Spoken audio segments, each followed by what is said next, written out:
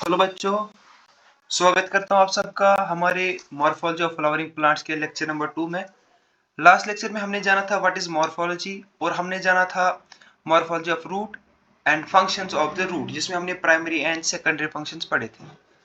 आज के लेक्चर में हम डिस्कस करेंगे regions of root and modifications of root. सबसे पहले अगर हम स्टार्ट करें with regions of root, there are 4 types of regions found in the root system. One is the root cap, जो कि बिल्कुल एपेक्स या हम कह सकते हैं टिप पे प्रेजेंट होता है, जो कि आप यहाँ पे स्ट्रक्चर देख सकते हो। आप इस एरो की ओर देखिएगा और उसके ऊपर वाले से एक रीजन आता है जिसका नाम है region of meristematic activity. Region of meristematic activity की जो सेल्स होती है वो होती है continuously in state of division, और यहाँ पे जो प्रोटोप्लाज्म होता है वो डेंस होता है। इसके बाद जो इस एक और जोन आता है वो है region of elongation, which is proximal to the region of meristematic activity, और यहाँ पे भी सेल्स रैपिड डिवीजन करती है and hence it is responsible for the elongation of root. ये हम कह सकते हैं कि रूट की जो लेंथ होती है increase, it is because of the region of elongation. Region of elongation के बाद आता है एक और रीजन जिसमें आता है रीजन ऑफ मैचुरेशन। क्या होता है यहाँ पे, जो रीजन ऑफ एलोंगेशन की जो सेल्स होती है वो डिफरेंशिएट करती है, हम कह सकते हैं मैच्योर हो जाती है और फिर उस पहुंच जाती है वो मैचुरेशन जोन में। मैचुरेशन जोन में जो एपिडर्मल सेल्स है या वो बियर करते हैं कुछ हेयर लाइक स्ट्रक्चर्स, ठीक है, या थ्रेड लाइक स्ट्रक्चर जिनको हम कहते हैं root hairs. Root hairs help in the absorption of water and minerals. इन सारे स्ट्रक्चर्स को या जोन्स को हम एक एक करके डिस्कस करते हैं। सबसे पहले आता है root cap. Root cap is just thimble like structure present at the apex और टिप, यानी कि रूट कैप जो होता है एक थिम्बल लाइक स्ट्रक्चर होता है जो कि टिप पे प्रेजेंट होता है। यह हमारे रूट टिप को प्रोटेक्ट करता है, और जब हमारे रूट को सॉइल के अंदर पेनिट्रेट करना होता है तो उस टाइम ये म्यूसिलेज को रिलीज करता है, जिसकी वजह से हमारा रूट इजीली पेनिट्रेट होता है इनटू द सॉइल। उसके बाद आता है हमारा मेरिस्टेमेटिक जोन। मेरिस्टेमेटिक जोन जो होता है it is present above the root cap. यहाँ पे क्या होती है, सेल्स कंटिन्यूसली होती है इन स्टेट ऑफ डिवीजन, और यहाँ पे जो प्रोटोप्लाज्म होता है वो डेंस होता है। मेरिस्टेमेटिक जोन के बाद आता है हमारा region of elongation. Region of elongation जो होता है it is proximal to the meristematic zone, और इसकी सेल्स भी कंटिन्यूसली होती है in state of division and does the rapid division, and hence it is responsible for the growth for the, और we can say the for growth in root length. उसके बाद आता है मैचुरेशन जोन।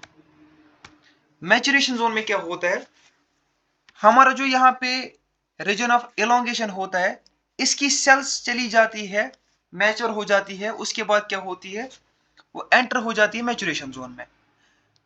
और उसके बाद क्या होता है, कुछ एपिडर्मल सेल जो होती है मैचुरेशन जोन की वो बनाती है थ्रेड लाइक स्ट्रक्चर्स, जैसे कि आप यहाँ पे देख सकते होंगे, जिनको हम कहते हैं रूट हेयर्स।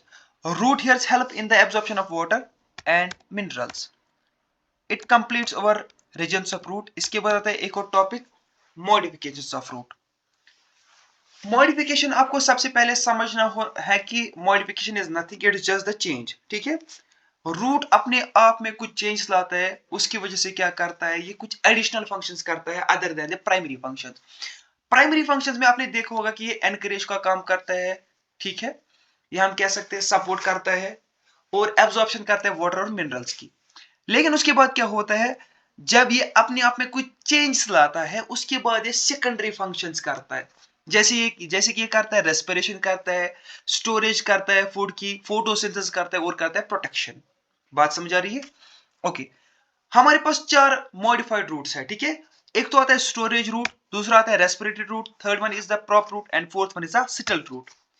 सबसे पहले अगर हम करें बात स्टोरेज रूट के बारे में, इसको हम फ्लैशी रूट भी कहते हैं, इसको हम एडिबल रूट भी कहते हैं। यहाँ पे क्या होता है, प्राइमरी रूट जो होता है it is modified due to the storage of food, और ये स्वोलन हो जाता है और फ्लैशी बन जाता है। इसमें एग्जांपल आती है हमारे पास ड्यूकस कैरोटा, या हम कैरेट जिसको हम कहते हैं कॉमन नेम में, जिसका साइंटिफिक नेम है ड्यूकस कैरोटा, या हमारे पास एग्जांपल आती है यहाँ पे रेडिश की।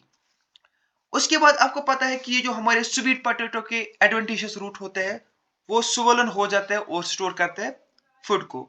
This is the example of storage root. इन सब की डायग्राम में लास्ट में आपको समझा दूंगा। ओके, दूसरा आता है रेस्पिरेटरी रूट्स।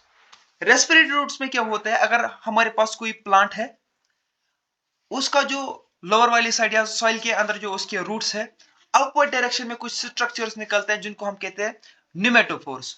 निमेटोफोर्स क्यों आते हैं बाहर? वो बाहर इसलिए आते हैं ताकि वो करे एब्जॉर्प्शन ऑफ गैसेस, और हम कह सकते हैं एक्सचेंज ऑफ गैसेस, ठीक है। ऑक्सीजन को एंट्रैप करते हैं। बात समझ आ रही है? ओके। ये देखा गया है, ये वाला केस एक प्लांट में जिसका नाम है Rhizophora which grows in the swampy areas और we can say in the moist areas, ठीक है। उसके बाद आता है प्रॉप रूट। प्रॉप रूट में आपको क्या समझना है, कुछ ट्रीज होते हैं जैसे कि बनियान ट्री, ठीक है, उसकी जो ब्रांच होती है वो बहुत ज्यादा हैवी होती है, ठीक है। उनसे निकलते हैं कुछ स्ट्रक्चर्स जो कि एक्ट करते हैं एज पिलर्स। पिलर बन के वो क्या करते हैं, पिलर बन के वो सपोर्ट करते हैं इन हेवी ब्रांच को, ठीक है। जिसमें एग्जांपल आती है हमारी बनियान ट्री, ऑलरेडी हमने कह दिया यहाँ पे। बाद में आता है स्टिल्ट रूट। अगर आपने मेज का प्लांट देखा होगा या शुगर केन का प्लांट देखा होगा, उसका जो लोअर वाला नोड होता है वहां से निकलते हैं कुछ स्ट्रक्चर्स, ओब्लिकली कुछ रूट्स निकलते हैं। तो वो क्या करते हैं, वो एडिशनल सपोर्ट करते हैं मेन एक्सिस को। ये देखिए आप डायग्राम। सबसे पहले आता है हमारे पास स्टोरेज रूट, जिसमें हमने कहा था ड्यूकस कैरोटा, हम जिसको कैरेट कहते हैं। यहाँ पे जो प्राइमरी टैप रूट होता है इट इज मॉडिफाइड, और we can say it is modified to store the food, या स्वेल हो जाता है, it is swollen, it becomes fleshy. उसके बाद हमने कहा था रेस्पिरेटरी रूट्स, जिसमें हमने एग्जांपल कही थी राइजोफोरा की। यहाँ पे आप देख सकते हो कि साइल की ऊपर से निकलते हैं कुछ स्ट्रक्चर जिनको हम कहते हैं निमेटोफोर्स।